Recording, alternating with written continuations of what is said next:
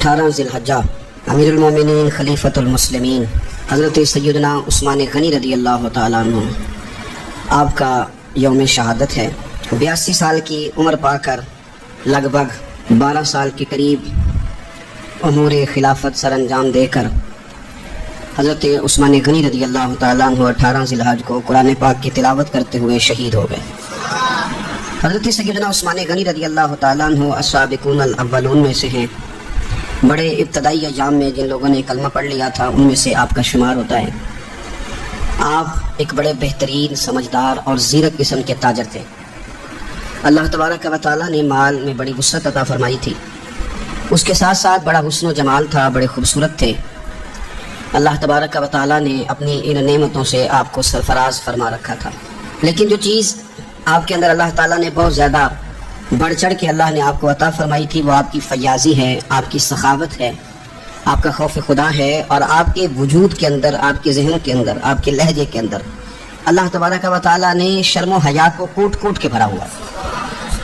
ہمارا زمانہ جو ہے یہ بے باک لوگوں سے بھرتا جا رہا ہے، حیا تیزی سے رخصت ہو رہی ہے۔ نہ ہمیں حیا رہ گیا ہے بزرگوں کا، نہ علماء کا، نہ حیا رہ گیا ہے مشائخ کا، نہ حیا رہ گیا ہے اپنے بڑوں کا۔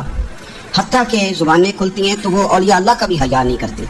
کچھ لوگوں کی زبانیں کھلتی ہیں تو وہ حضور کی اولاد کا بھی حیا نہیں کرتے۔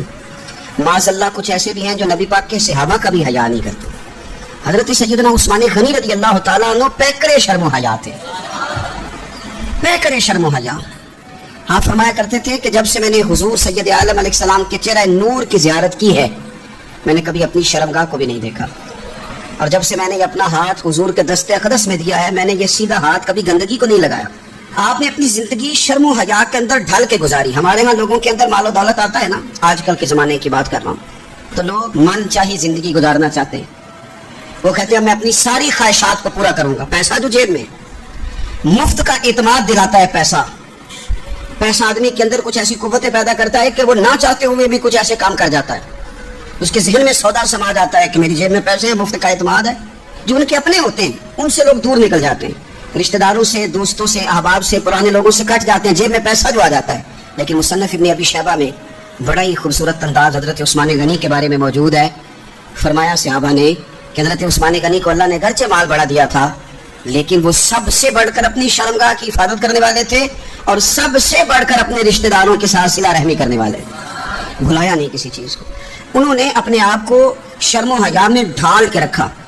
حضرت عثمان غنی رضی اللہ تعالیٰ عنہ کے بارے میں کسی نے بڑا خوبصورت جملہ کہا ہے، اس نے کہا ہے جب بھی کوئی شرم و حیا پہ دیوان لکھے گا تو لازم ہے کہ وہ سیرت عثمان لکھے گا۔ کائنات والے جب بھی شرم و حیا پر کچھ تحریر کریں گے تو وہ سیدنا عثمان غنی پر لکھیں گے۔ مزاج میں شرم، مزاج میں حیا، طبیعت کے اندر اللہ تبارک و تعالیٰ نے ان کے یہ خوبصورتی رکھی۔